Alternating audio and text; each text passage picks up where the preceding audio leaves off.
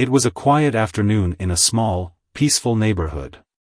The sun was shining brightly, and the streets were calm, with only the occasional sound of birds chirping. A young mother was out for a walk with her toddler, enjoying the fresh air. The child, barely 3 years old, was holding her mother's hand tightly, his tiny feet shuffling along the sidewalk. He was a curious little boy, always pointing at things that caught his attention, birds, flowers, or even passing cars. But today, something unusual happened. As they walked past a row of houses, the child suddenly stopped. His small hand slipped out of his mother's grip, and he ran toward a large green trash can placed near the curb. The mother, startled, called out to him, but the child didn't listen. He stood in front of the trash can, his little face scrunched up in confusion. Then, he started crying, loud, panicked sobs that made his mother's heart race. The mother rushed to her son, kneeling beside him. "What's wrong, sweetheart?" she asked, trying to calm him down. But the child didn't answer. Instead, he kept pointing at the trash can, his tiny finger trembling. His cries grew louder, and his mother felt a knot of worry tighten in her chest. She glanced at the trash can, but it looked ordinary, just a plain, slightly rusted bin with a lid on top. She couldn't understand why her son was so upset. "It's okay, it's just a trash can," she said softly, stroking his back. But the child shook his head vigorously, still pointing and crying. The mother hesitated. She didn't want to open the trash can, it was dirty, and she didn't know what could be inside. But her son's reaction was so intense that she couldn't ignore it. Something felt off. Taking a deep breath, she lifted the lid of the trash can. The smell hit her first, a mix of rotting food and something metallic. She wrinkled her nose and peered inside. At first, she saw nothing unusual, just bags of garbage and some empty bottles. But then, something caught her eye. There, tucked between the bags, was a small, dirty blanket. It looked out of place, too clean compared to the rest of the trash. Her heart skipped a beat. She reached in carefully, pulling the blanket out. It was soft, but stained and damp. As she unfolded it, her hands began to shake. Wrapped inside the blanket was a tiny stuffed bear, its fur matted and its eyes missing. The sight of it made her stomach churn. It wasn't just any toy, it looked like it belonged to a child. Her mind raced with questions. Why was it here? Who had thrown it away? The child, still crying, tugged at her sleeve. His little voice broke through her thoughts. "Baby," he said, pointing at the blanket. The mother froze. What did he mean? She looked back at the trash can, her heart pounding. Something wasn't right. She didn't know what to do next, but she knew she couldn't just walk away. Little did she know, this was only the beginning of a mystery that would change everything. The mother stood there, clutching the dirty blanket and the stuffed bear, her mind racing. Her son's cries had softened to whimpers, but he still clung to her leg, his tiny body trembling. She glanced around the quiet street, hoping to see someone who might explain what was going on, but there was no one in sight. The neighborhood felt eerily still, as if it were holding its breath. She knelt down to her son's level, trying to calm him. "What do you mean, baby?" she asked gently, holding up the stuffed bear. The child sniffled and pointed at the trash can again, his eyes wide with fear. "Baby," he repeated, his voice barely above a whisper. The mother felt a chill run down her spine. She didn't know if her son was trying to tell her something or if he was just scared, but she couldn't shake the feeling that something was terribly wrong. Deciding she needed to investigate further, she carefully placed the blanket and the bear on the ground and peered back into the trash can. This time, she noticed something she hadn't seen before, a corner of a plastic bag, partially hidden under the garbage. Her hands shook as she reached in and pulled it out. The bag was heavy, and something inside shifted as she lifted it. Her heart pounded as she untied the knot at the top. When she opened the bag, her breath caught in her throat.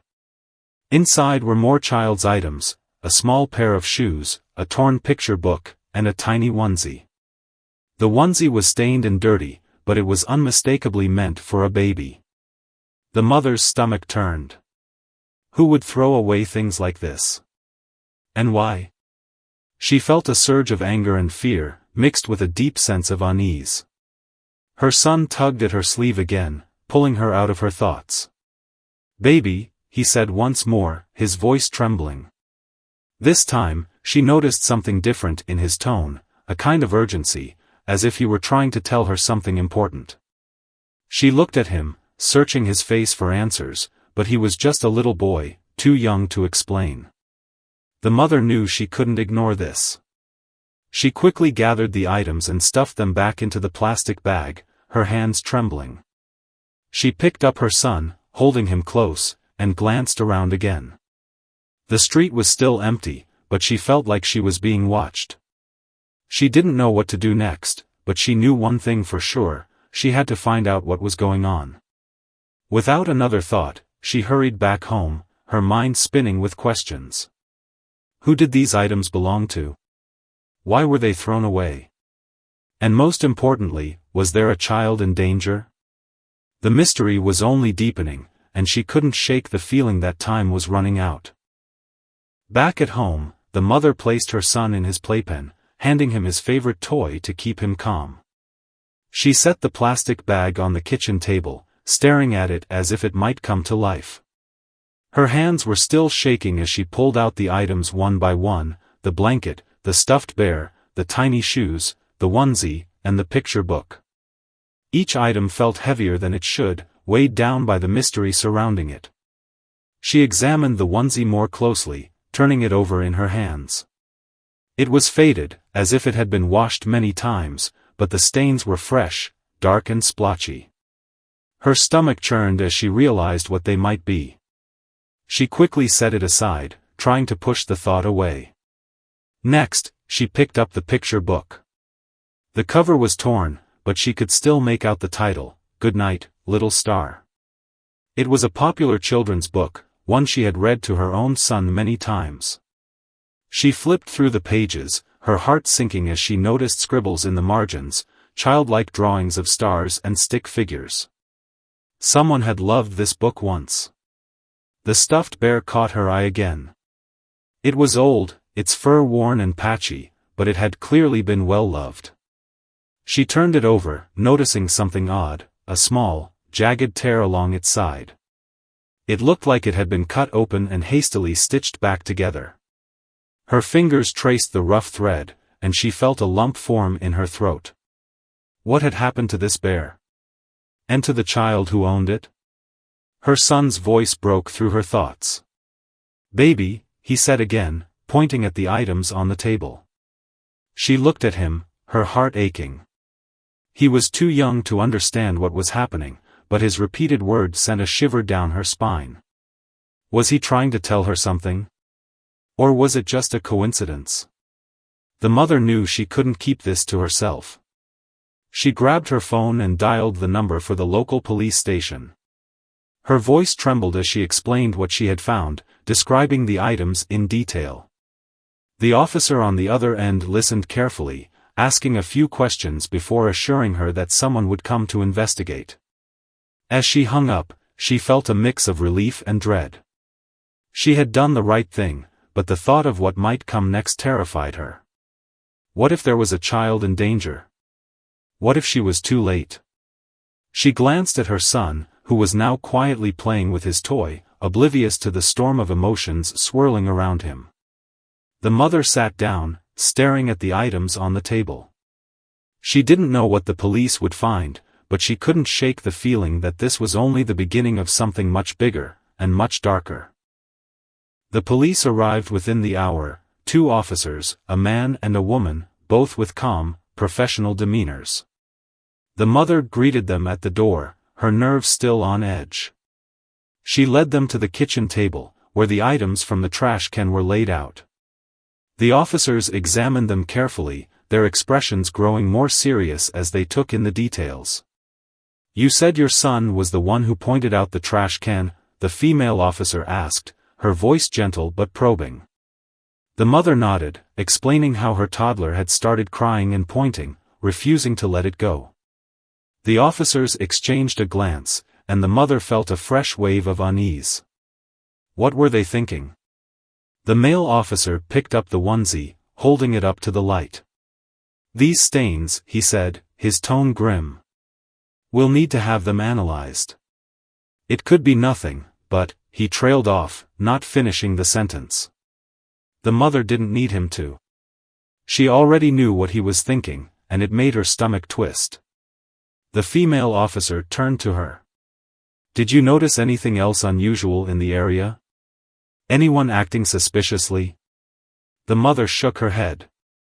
No, it was just us. The street was empty. She hesitated, then added, but my son keeps saying baby. I don't know if it means anything, but it's like he's trying to tell me something. The officers nodded, jotting down notes. They asked a few more questions, about the exact location of the trash can, the time of day, and whether she had seen anyone nearby recently. The mother answered as best she could, but her mind was racing. She couldn't stop thinking about the stuffed bear with its rough stitches and the torn picture book with its childish scribbles. Who did these things belong to? And where was that child now? Before leaving, the officers took the items with them, placing them carefully into evidence bags. We'll let you know if we find anything, the female officer said, handing the mother a card with a case number. If you think of anything else, no matter how small, give us a call. As the door closed behind them, the mother felt a strange mix of relief and anxiety. She had done what she could, but the uncertainty was overwhelming. She glanced at her son, who was now napping peacefully in his playpen. His innocent face made her heart ache. What if there was another child out there who wasn't safe? What if they were too late to help? She sat down at the table, staring at the spot where the items had been. The mystery was far from over, and she couldn't shake the feeling that something terrible was lurking just out of sight. All she could do now was wait, and hope that the police would find answers before it was too late. The next few days passed in a blur. The mother tried to go about her usual routine, but her mind kept drifting back to the trash can and the items she had found. She checked the news obsessively, hoping for some update, but there was nothing. The police hadn't called, and the silence was agonizing. She felt stuck, unable to move forward without answers. Her son, meanwhile, seemed to have moved on. He played and laughed as usual, his brief moment of distress forgotten. But every now and then, he would point at something, a toy, a picture in a book, and say, baby. Each time, the mother felt a jolt of fear. Was it just a word he had picked up, or was he still trying to tell her something? One afternoon, as she was washing dishes, her phone rang.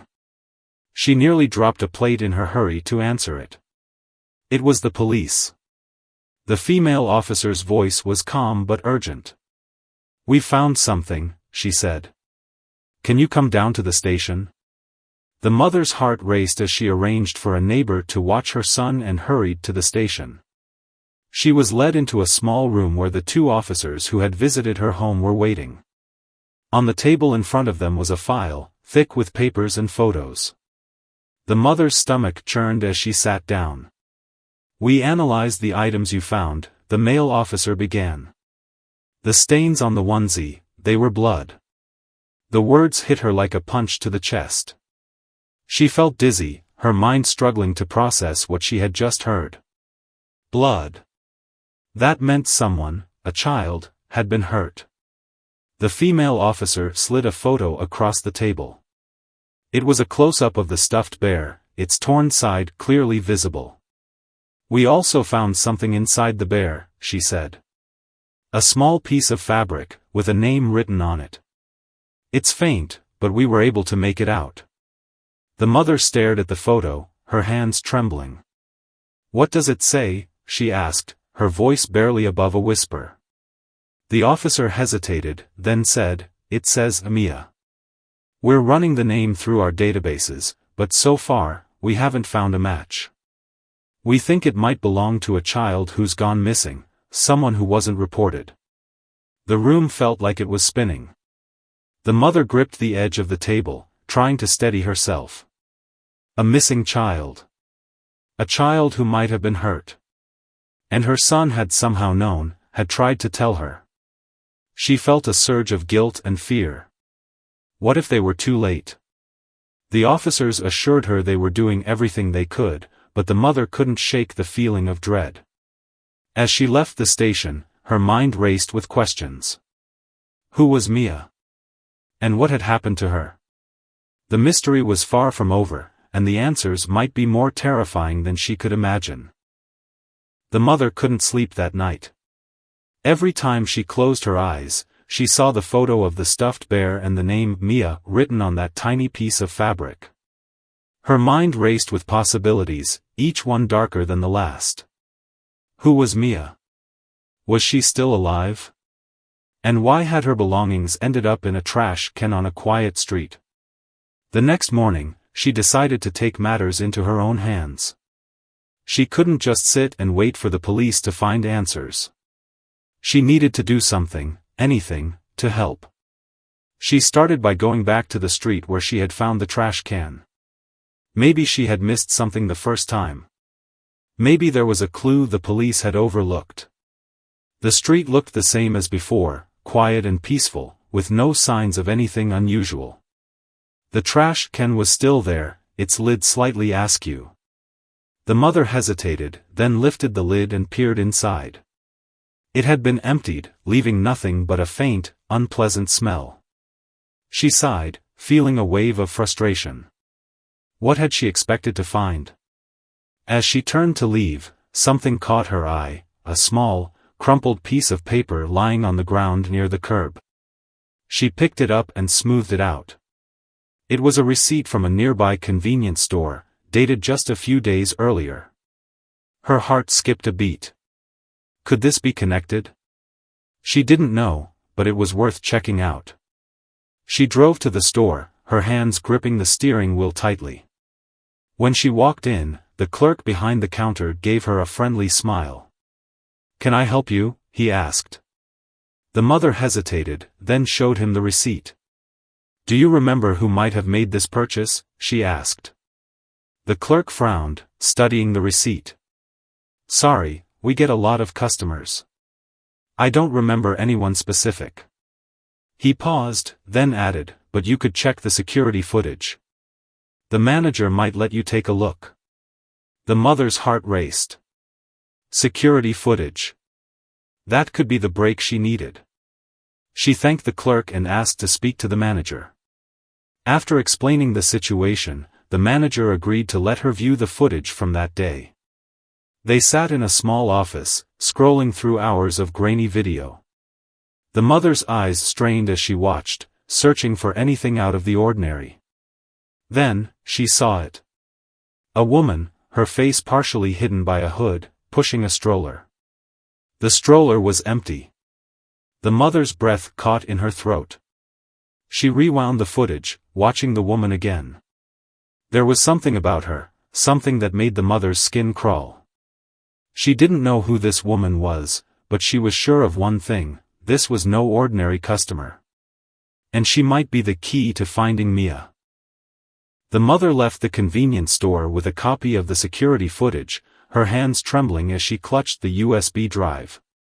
She drove straight to the police station, her mind racing. The woman in the hood, the empty stroller, it all felt too suspicious to ignore. When she arrived, the officers listened intently as she explained what she had found. They plugged the USB drive into a computer and watched the footage together. The female officer's eyes narrowed as she leaned closer to the screen. "This is definitely worth looking into," she said.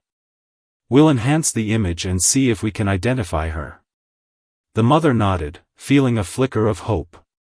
Maybe they were finally getting somewhere. Over the next few days, the police worked tirelessly to track down the woman in the hood.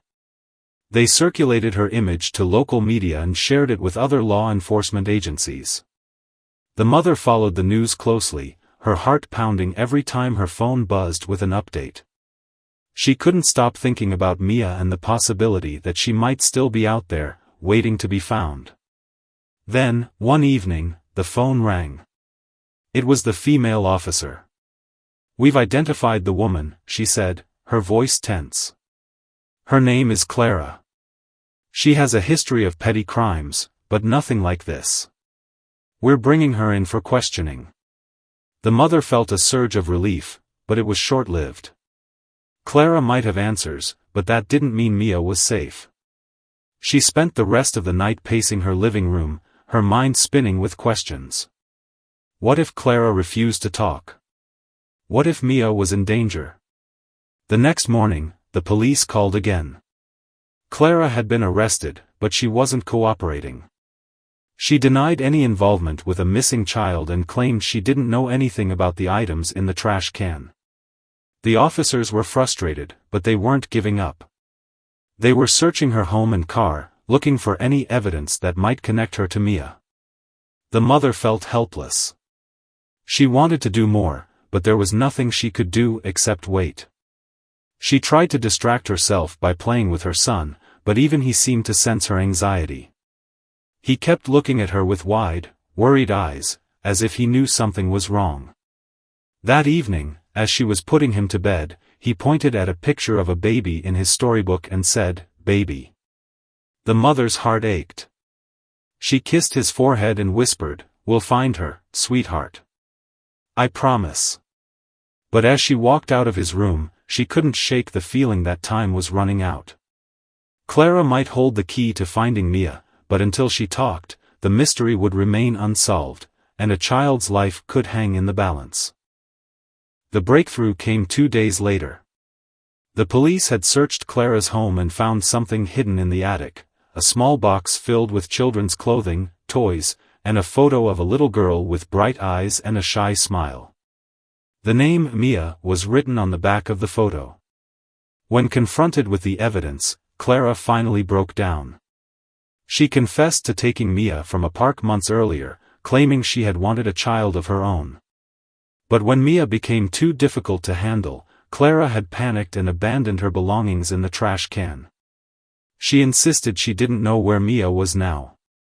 The mother felt a mix of relief and horror as the police shared the update. They had a lead, but Mia was still missing. The search intensified, with officers combing through nearby neighborhoods and following every possible clue. The mother joined in, handing out flyers and talking to anyone who might have seen something. She couldn't sit still, not when a child's life was at stake. Then, late one evening, the call came. A farmer on the outskirts of town had found a little girl wandering near his property. She was scared and hungry, but alive. When the police brought her in, they confirmed it was Mia. The mother rushed to the station, her heart pounding. She didn't know what to expect, but when she saw Mia, small, fragile, and clutching a blanket, she felt a wave of emotion. The little girl looked so much like her son, with the same wide, innocent eyes. Mia was taken to the hospital for a checkup, and the mother stayed by her side, holding her hand and whispering words of comfort. She didn't know Mia, but she felt a deep connection to her. This child had been through so much, and yet she had survived. It was nothing short of a miracle. In the days that followed, Mia was reunited with her family, who had been searching for her tirelessly. The mother watched from a distance, tears in her eyes, as they embraced their daughter. She knew her part in this story was over, but she would never forget it. Her son's cries, the trash can, the stuffed bear, it had all led to this moment. As she walked home that night, she hugged her own son tightly, grateful for his safety. The mystery had been solved, but it had left its mark on her.